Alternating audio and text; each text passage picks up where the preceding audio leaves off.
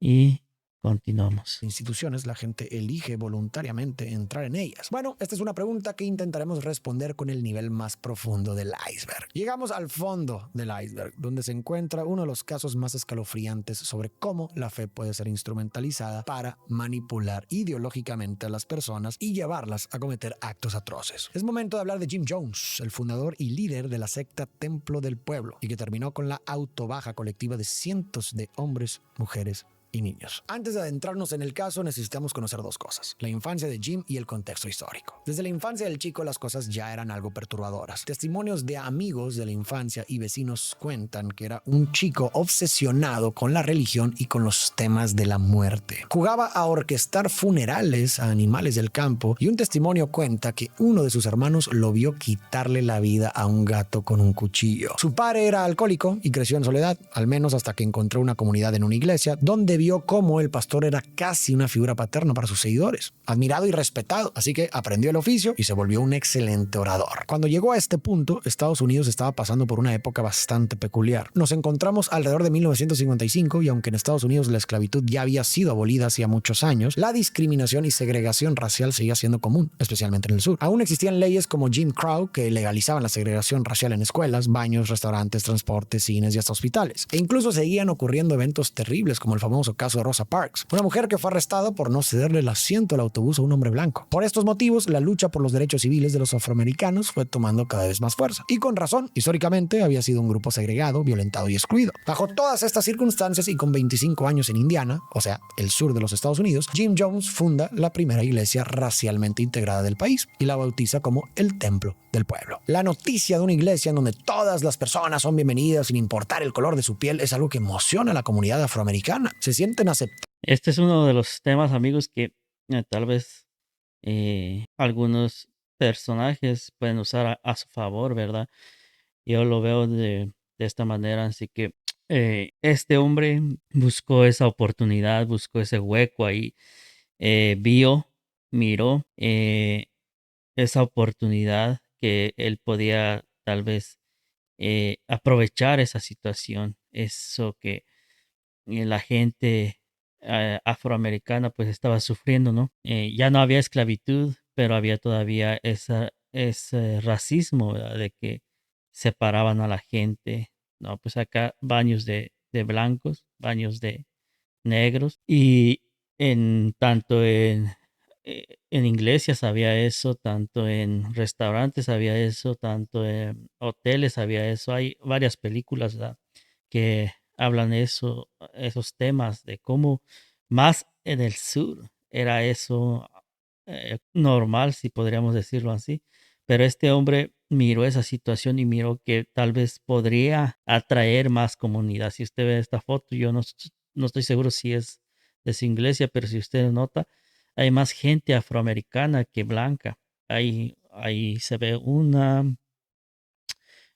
lo voy a mostrar con el ratón. Aquí se ve una persona blanca. Acá tal vez esta es otra persona blanca. Y son pocos, ¿no? Pocos. Si usted nota, tal vez esta también sea una persona blanca, esta de aquí, pero son pocos. Entonces este hombre aprovechó, no, pues aquí en mi iglesia es bienvenido cualquier persona, y la gente afroamericana, como estaba cansada de ese trato que les daban, pues se sintieron bienvenidos a ese lugar.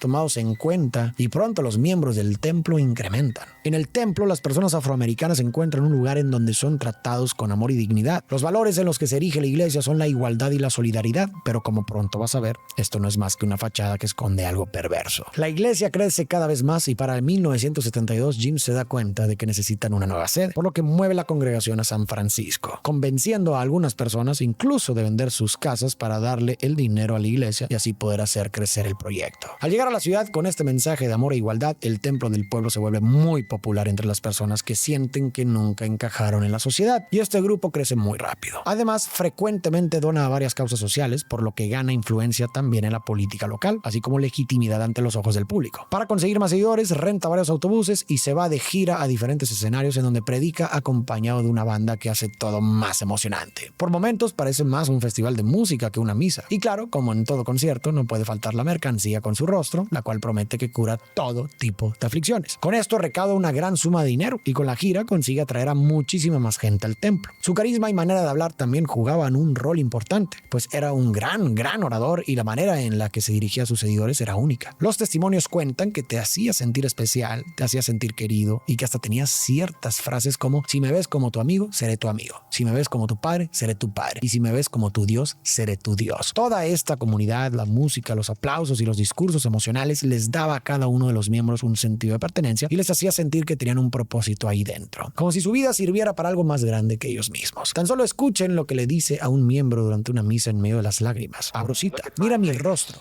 te amo, la gente te ama y Cristo te ama. Cierro cita. Y a ver, aquí quiero hacer una pausa porque creo que si has prestado atención habrás notado un patrón que puede ayudar a explicar por qué las personas caen en este tipo de cosas. Comúnmente la gente que ingresa a estos grupos son, como en el caso de los televangelistas o en el de Jones, son gente en estados muy vulnerables. Personas que... Es lo que pasa, ¿no?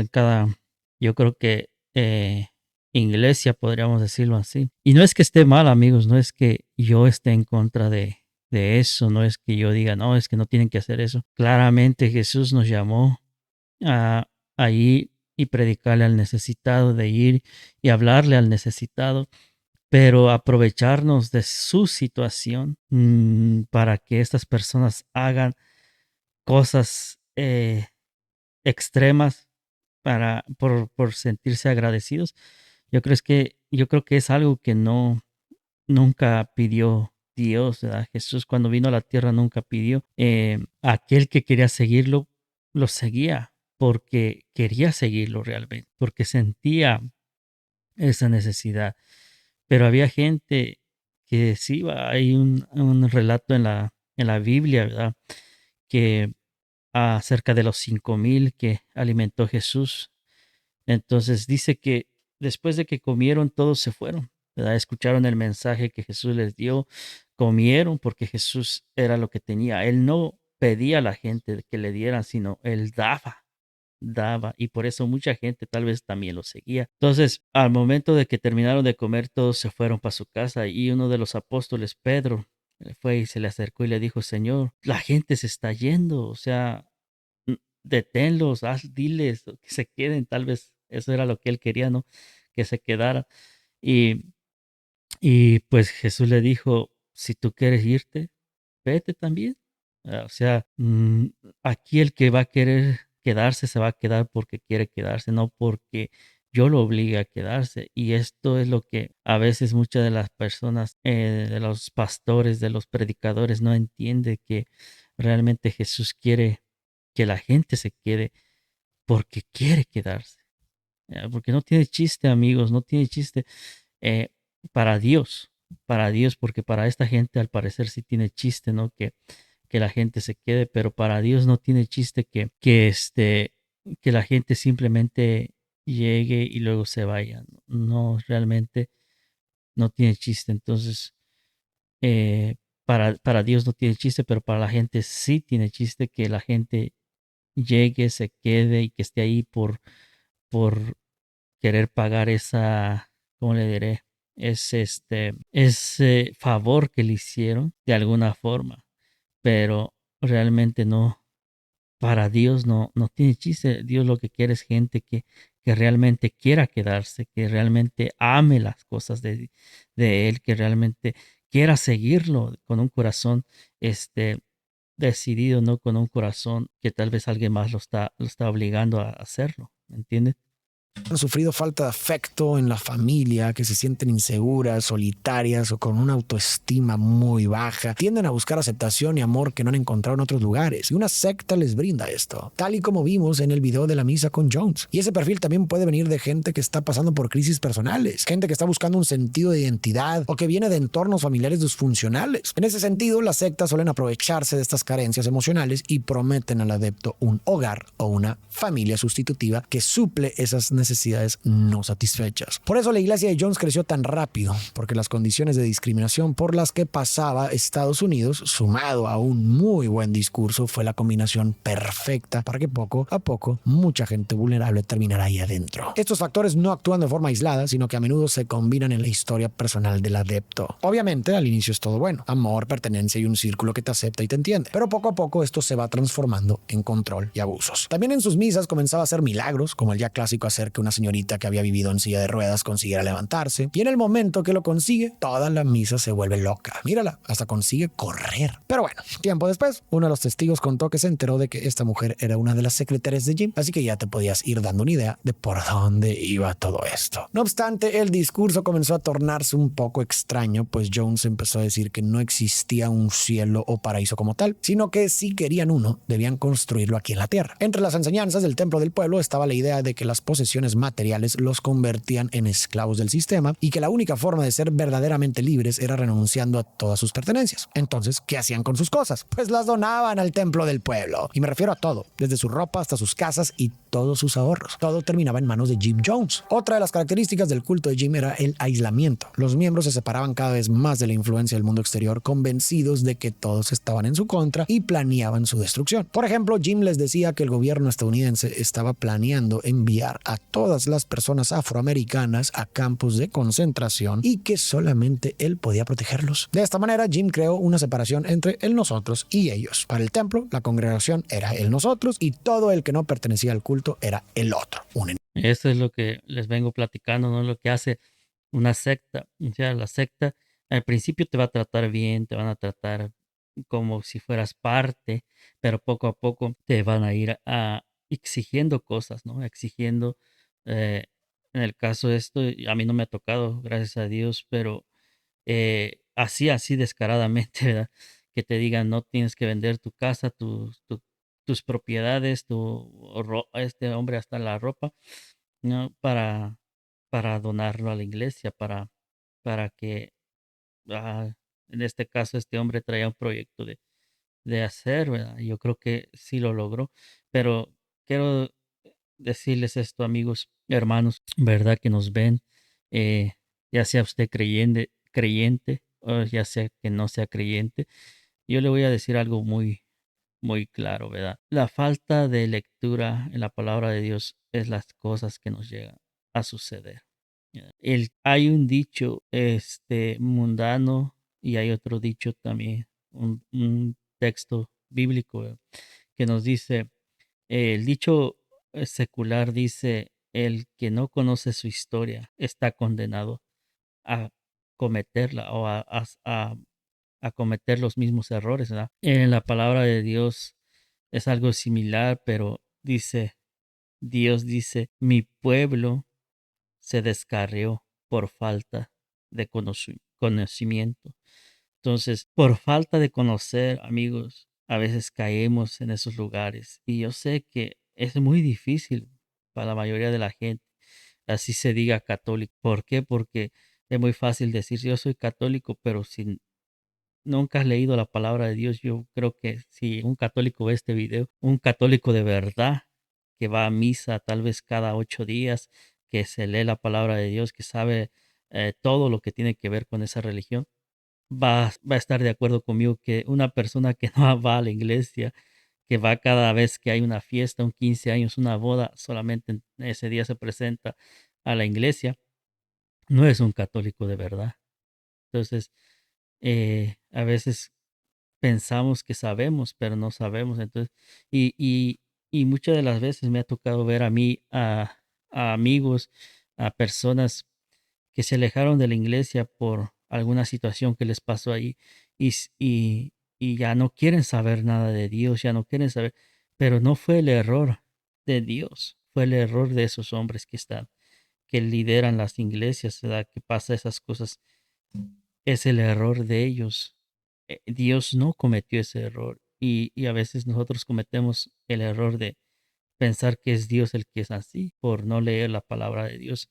Entonces, no debemos nosotros culpar a Dios, no debemos nosotros culpar a Dios cuando nuestra confianza fue puesta en un hombre y lo seguimos ahora sí, con los ojos cerrados por donde Él nos guiaba y al final nos decepcionó porque creíamos que era alguien perfecto y pensamos que así es como Dios quiere y decimos, no, yo no soy capaz de seguir lo que Dios quiere.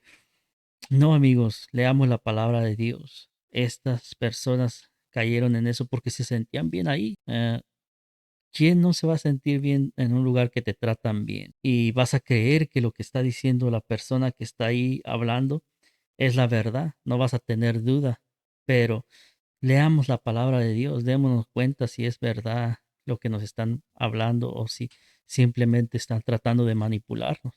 Enemigo. Mientras los miembros del templo se multiplicaban, Marshall Kilduff, un periodista de San Francisco que estaba haciendo un reportaje sobre el templo del pueblo, comenzó a notar varias cosas extrañas sobre este grupo. Buscando respuestas, Marshall entrevistó a varios miembros del templo, pero todos le dieron la misma respuesta. El templo del pueblo es su vida y Jim Jones es el hombre que los guiará a la felicidad. Viendo que todos repetían únicamente cosas positivas, Marshall buscó a personas que hubieran abandonado el templo para tener una imagen más objetiva de la situación. Lo que encontró le heló la sangre. Los 3 ex miembros con los que logró hablar le dijeron que Jim Jones escondía un insaciable deseo de poder y que el templo era el medio a través del cual lo conseguía. Además, le advirtieron que el templo del pueblo tenía muchos rasgos sectarios. También obtuvo información de que Jim les exigía a sus seguidores que renunciaran a su individualidad como personas, ya que debían obedecer todas sus órdenes sin cuestionarlo. Otra cosa de la que se dio cuenta Marshall fue que Jim había comenzado a usar sustancias, que había tenido encuentros carnales con hombres y mujeres de su congregación e incluso que había estado en la cárcel por exhibicionismo, pero había logrado que todo esto se mantuviera oculto. Esta información era oro para Marshall, quien estaba a punto de publicar la nota que desenmascaría toda la farsa de Jones. El problema fue que algunas personas cercanas a Jones se enteraron de esto y le advirtieron lo que se avecinaba. Así que para evitar perder su influencia, poder y seguidores, Jim decidió irse de California. Jim ya había previsto esto desde hace años, por lo que en 1973 mandó construir un asentamiento en Guyana, un país de Sudamérica. A este lugar lo nombró Jonestown, un pueblo independiente de cualquier gobierno y autosustentado gracias a la agricultura. Sus seguidores conocían este lugar como la Tierra Prometida, ese paraíso que Jim había propuesto construir desde tiempo atrás. Más de 1000 miembros del culto se trasladaron a Jonestown y desde ahí le mandaban cartas a sus familiares diciéndoles que nunca habían estado tan felices. Pero tanto positivismo les resultó extraño a las familias, por lo que se asustaron y acudieron a las autoridades con el objetivo de que investigaran si sus seres queridos estaban en Guyana en contra de su voluntad. El 14 de noviembre de 1978, Leo Ryan, un congresista de San Mateo, acompañado de un grupo de reporteros y familiares preocupados, viajó a Guyana para ver que todo estuviera en orden. Cuando llegaron al pueblo, los miembros les dieron un recorrido mientras repetían una y otra vez, como si se hubieran memorizado los diálogos, lo mucho que amaban Jonestown. Decían que no desearían por nada del mundo dejar el lugar, pero la verdad era que, aunque quisieran hacerlo, no podían. Se hallaban completamente aislados del resto del mundo sin escapatoria alguna. Esa noche una fiesta y el grupo por fin vio a Jim Jones entre la gente. Aunque había música y las personas bailaban, era evidente que algo andaba mal. Esto se confirmó cuando un hombre se acercó a uno de los reporteros y le entregó una nota que decía simplemente sácanos de Jonestown. Al día siguiente el congresista se retiró de Jonestown junto con algunos de los miembros que declararon no estar felices en ese lugar. Al principio Jim mostró indiferencia hacia estas personas, pero antes de que el avión pudiera despegar, cambió de opinión. Mientras el grupo abordaba las avionetas para partir a Estados Unidos, un tractor emergió de la jungla y miembros del culto comenzaron a disparar contra ellos. El ataque terminó con la vida de 5 personas, incluido el congresista. Cuando la capital de Guyana recibió la noticia del atentado, el gobierno organizó una operación militar para atrapar a los responsables. Mientras tanto, Jim ya sabía que ese sería el final del templo del pueblo. De hecho, lo sabía desde antes de que el congresista llegara de visita. Así que en lugar de permitir que sus seguidores se fueran libres, sus tendencias narcisistas no le permitieron aceptar la derrota. Si ese era su fin, se llevaría a todos con él. Después de haber eliminado al congresista, puso su plan en marcha. Con la ayuda de su doctor, preparó una bebida envenenada con cianuro. Cuando la mezcla estuvo lista, Jim convocó a todos a una junta en el pabellón y les dio un discurso en el que los incitó a participar en una autoeliminación revolucionaria. Les dijo que el congresista estaba muerto y que por lo tanto pronto vendrían a bombardear el pueblo, que era su decisión cómo querían irse de este mundo. Después llegaron los miembros en el tractor y se colocaron rodeando el pabellón, armados y listos para atacar. Básicamente, morirían por veneno o por arma de fuego. Uno a uno los miembros se acercaron, tomaron el veneno y esperaron a que la muerte los alcanzara. Como consecuencia, cuando los soldados de Guyana llegaron en helicópteros, se encontraron con una escena devastadora. Estaban preparados para un enfrentamiento, pero en su lugar hallaron los cuerpos sin vida de 913 seres humanos que habían creído en las mentiras de un hombre que usó su vulnerabilidad y su fe para satisfacer su hambre de poder. Había mujeres, bebés, adolescentes, familias enteras, mundos enteros destruidos por un solo hombre. Los ataúdes tuvieron que llegar por decenas para poder recoger a todos los cuerpos y llevarlos de regreso a los Estados Unidos. Es fácil pensar que eso nunca nos va a pasar a nosotros, porque sí, los casos que vimos son extremos y suenan lejanos, pero los cultos no han desaparecido, solo han cambiado de forma. Hoy ya no siempre son templos con líderes vestidos de blanco. Hoy pueden estar en línea, en Instagram, en YouTube o en grupos de WhatsApp. Tal vez ya no prometan salvación eterna, sino cosas como tu mejor versión, sanar tu energía o despertar espiritual. Usan un lenguaje moderno y emocional con soluciones rápidas a problemas complejos.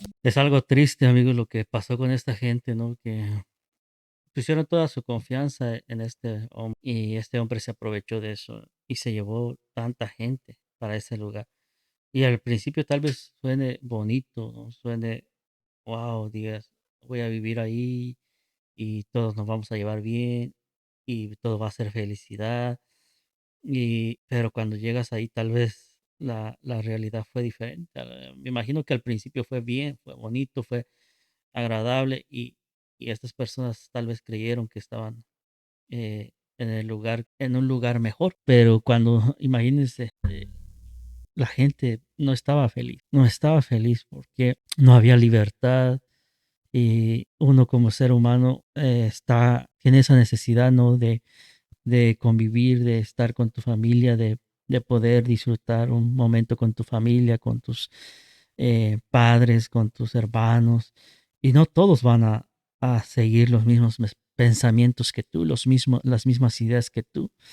Y yo creo que eso es lo que nos hace únicos, ¿no? Que tal vez nos podemos reunir a una reunión familiar y puede haber gente que no piense lo mismo que tú, que no opine lo mismo que tú, pero es tu familia. eh, Estás con ellos, convives con ellos y tal vez, no sé, aquí qué pasó, como les dije una y otra vez, no puedes obligar a la gente.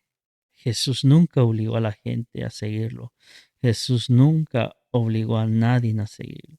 No condenó tampoco a nadie por no hacerlo.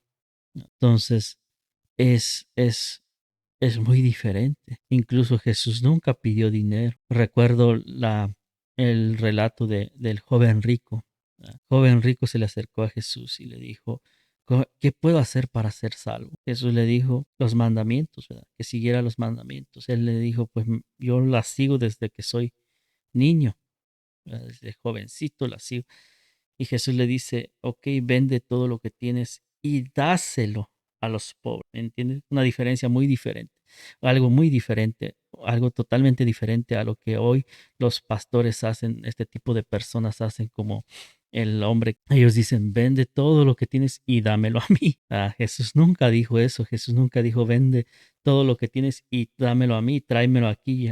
No, dáselo a los pobres. Una situación que puso a este joven triste, ¿verdad? Porque realmente él decía, yo he hecho todos los mandamientos desde niño, pero realmente le faltaba uno muy importante que era amar a su prójimo. ¿Por qué? Porque el pobre era su prójimo. Él no amaba a su prójimo, por eso no fue capaz de vender todo lo que tenía para dárselo a los pobres. Pero ahora ya no se habla de dárselo a los pobres, sino tráemelo a mí, entre más yo tenga. Este es el relato que ellos dan. Entre más tenga tu pastor, más vas a tener tú. No, amigos, no. O sea, no es la predicación que hizo Jesús, no, no, no. Es más, cuando le dijeron, me acuerdo, no recuerdo bien quién fue, pero alguien quería seguir a Jesús. Y Jesús le dijo, el Hijo del Hombre no tiene donde recostar su cabeza, no tiene un lugar, si quieres seguirme, ven, adelante. Le dijo cómo eran las cosas, ¿ok? No simplemente se los llevaba por llevárselos, no les prometía una gran casa, ¿no? Es un discurso totalmente diferente al que estamos viviendo hoy en estos tiempos, amigos. Así que no es lo mismo. Pero el mecanismo es el mismo. Te aíslan, hacen que dudes de ti, dividen el mundo entre despiertos y dormidos y te hacen depender cada vez más del grupo o del líder. Por eso no hay que bajar la guardia. Nadie entra a una secta sabiendo que lo está haciendo. Muchas veces empieza como una búsqueda legítima de ayuda o de sentido y termina siendo una trampa disfrazada de bienestar. Así que entender cómo operan estas dinámicas, incluso en sus formas más sutiles, me parece una de las mejores maneras de protegernos. Y para cerrar el video me gustaría dejar un pequeño mensaje sobre la fe. Esta puede ser una de las fuerzas más poderosas que existen. A veces es lo único que nos sostiene cuando todo lo demás parece caerse. Pero creo que la fe, cuando es auténtica, es personal, nace desde adentro. No creo que necesite uniformes, jerarquías ni mandatos para existir. Es tuya, no de un líder, no de una organización, no de quien te diga que tiene la verdad absoluta. Yo no creo que nadie deba decirte en qué creer, cómo vestirte, qué pensar o cómo vivir tu espiritualidad, porque yo no creo que la fe se imponga, sino que se siente, se cultiva y sobre todo se respeta.